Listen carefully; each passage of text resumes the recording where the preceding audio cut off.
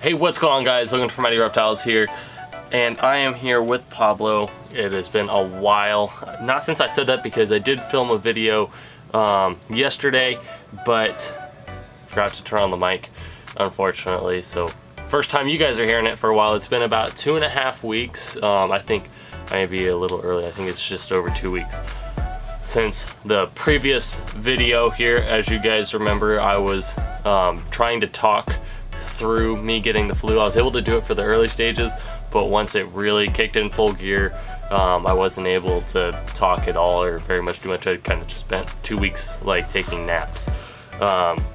So yeah, we filmed a video, the one that you guys voted on being the video is going to be on last year's holdbacks and how they have progressed. The last 2 clutches for an update on those, because you guys haven't been updated yet since the cuttings. And then there was the third option, which was out there. I can't recall it, but you guys chose the last 2 clutches, with a close second being, or not close second, but second, it was not even near close. It was like a 50% difference. With second being the last year's holdbacks, which I'm actually excited to do because they've all grown up, obviously, and they're all getting some size now. But I also like to look at the before and afters of, here's their colors when they first hatched, first shed, you know, here's them a year later, type of thing. What's going on, Pops?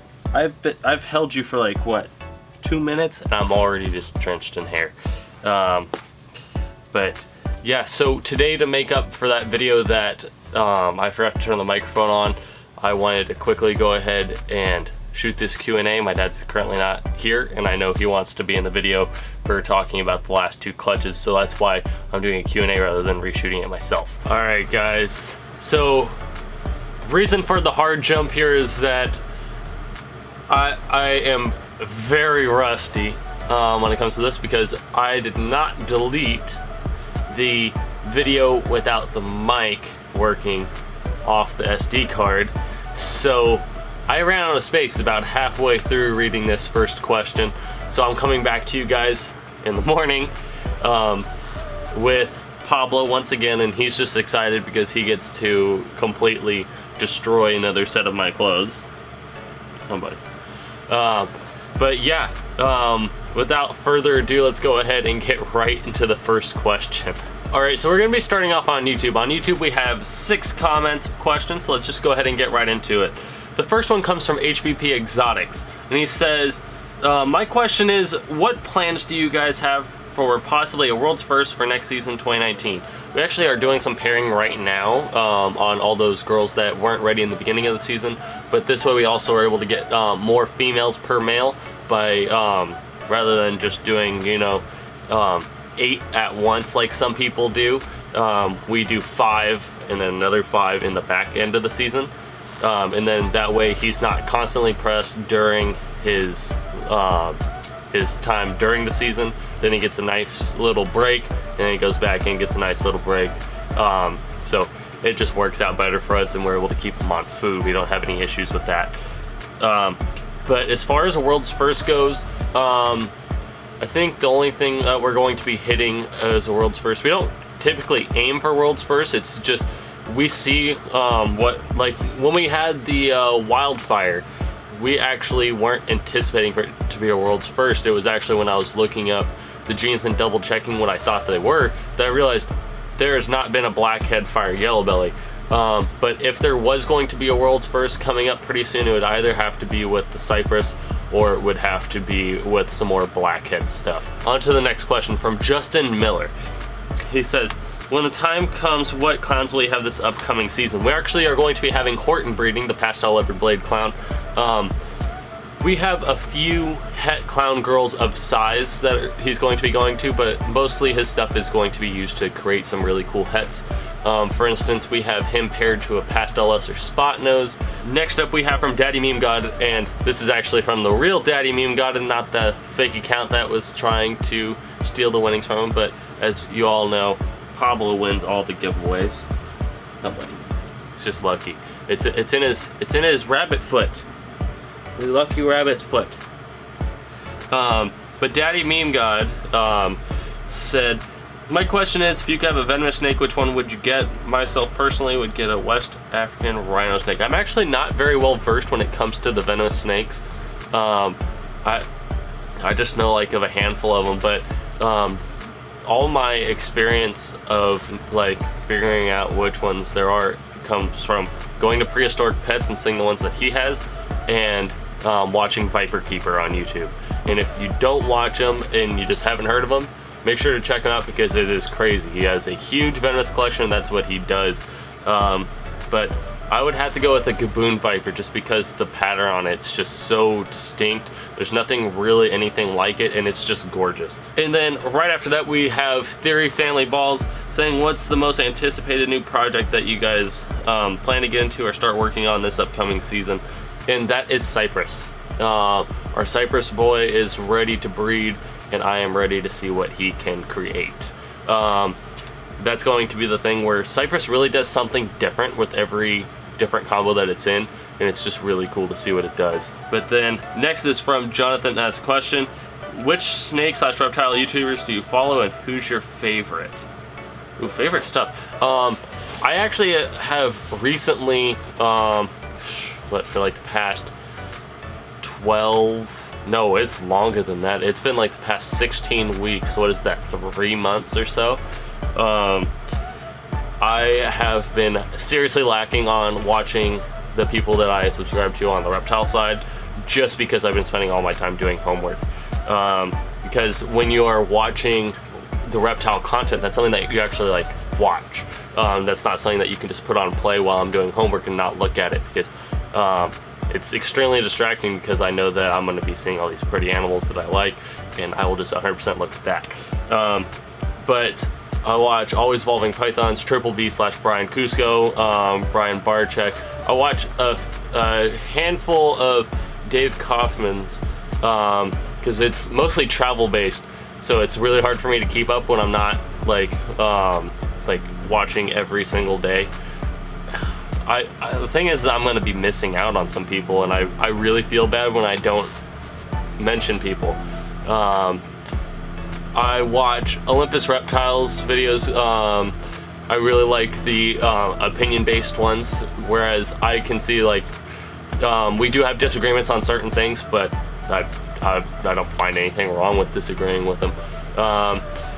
And then the same thing with Gavin from Balls to You. He talks about all of his different opinions on different areas of like reptile keeping, and he was actually one of the guys I learned a lot of the basics from, because he was one of the like best people for documenting how to breed type thing, where he just really went and explained every thing, and he didn't just kind of glaze over everything. He really went through and talked about everything, and the way he kind of stepped through it made it really clear. Yeah, and that was great. Man, I'm trying to think.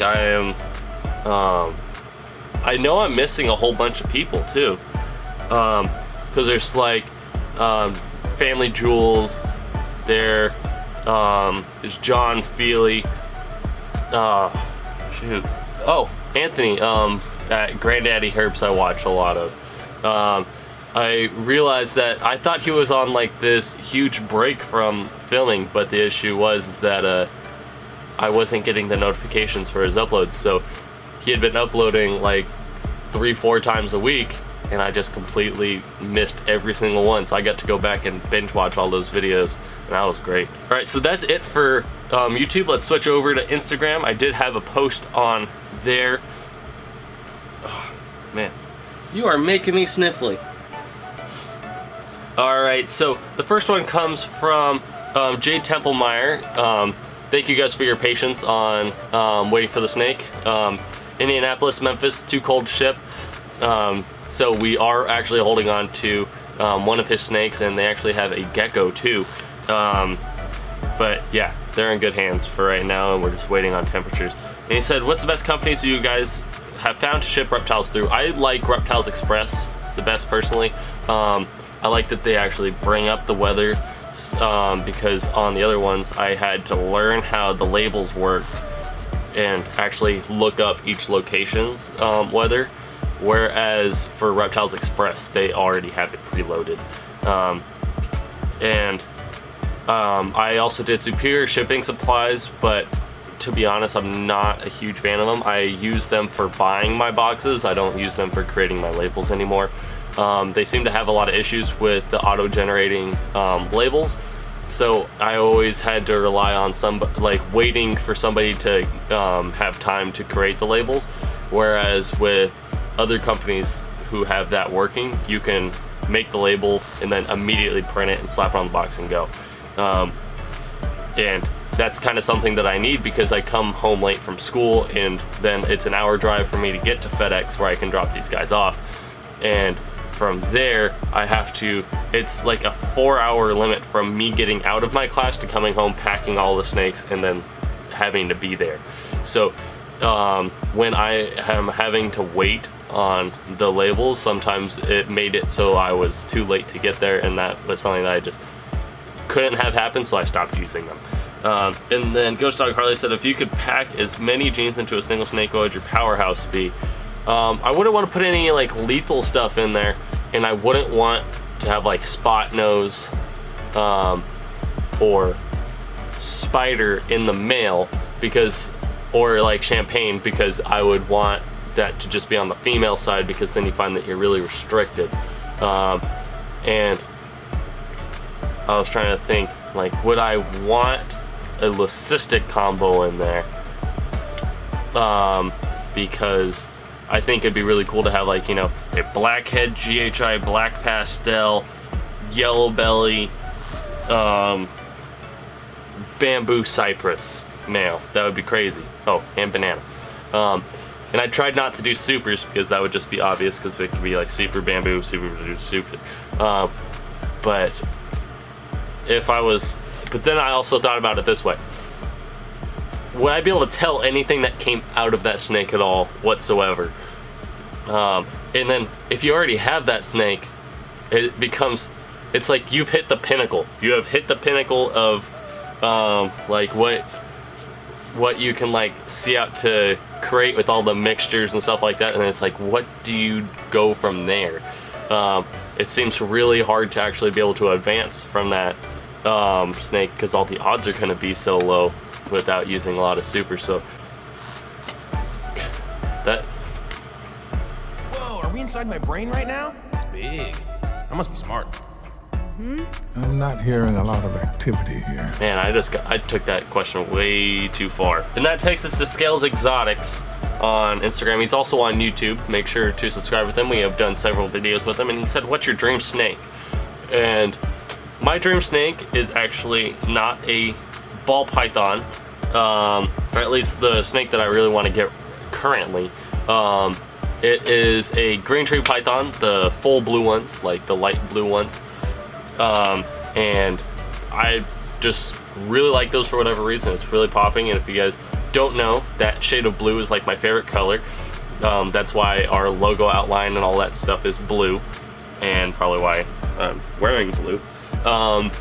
But yeah, and the reason actually for that goes actually a little bit farther. The reason I like blue so much is actually because I'm colorblind, but it's not colorblind in a genetic sense. It's actually from laser pointers when I was little, because I was stupid. Don't play with laser pointers.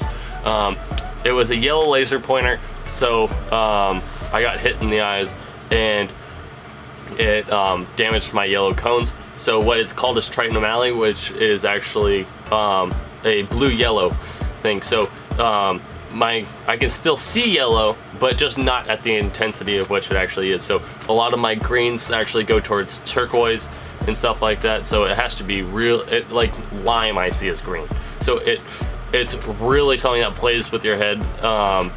But here, I'll put up the picture of what the actual gradient for my colors aren't necessarily like this bad, but I do have that great margin of that light blue. Hey! What was that? You give me a little nibble, but I'm not giving you enough attention. Oh, now you got the attention. Now you got the attention. What do you want now? What do you want now? Alright guys, so that was actually the final question. So videos are going to be coming out somewhat regularly now. I'm looking to do 2 to 3 videos a week. I'm aiming for every other day, but the issue is I have finals week, the second week of December, so the week before that as well as that week is actually going to be a little bit rough because I'm going to be studying for that. After that, I hope to actually be creating videos nearly every day for you guys. It's just as long as I have something to talk about and something that I can show to you guys, I will show it to you guys. So if you guys are looking forward to some videos during the winter, please leave some suggestions in the comments. If there's anything that you want to see, let me know, because I'm looking to do the opinion videos, something like that, where I can just talk about a topic and show you guys around the room. I'm going to be showing you guys some of the snakes that we really haven't shown you guys ever since like we got them or they've had babies or something like that, because I realized that we really only show you guys our hatchlings and our moms that are doing stuff. So I'm going to give you guys a tour around, and yeah, just let us know what you want to see, and then we'll make sure to make a video on that. But other than that, guys, this video is coming to a close. I hope you guys enjoyed. If you did, make sure to hit the like button. If you're new here, make sure to subscribe. We're going to be doing a giveaway at 4,000 subscribers, and we're actually trying to figure out how to do the giveaway up soon within the video because the temperatures are so cold. Do we do snake or do we do merch? But yeah, just makes it a little bit rough. But yeah, other than that, guys, I hope you guys enjoyed, and as always, we will see you guys in the next one. Say goodbye, Pops. Bye! So you didn't like me picking you up? We'll say bye again. Bye!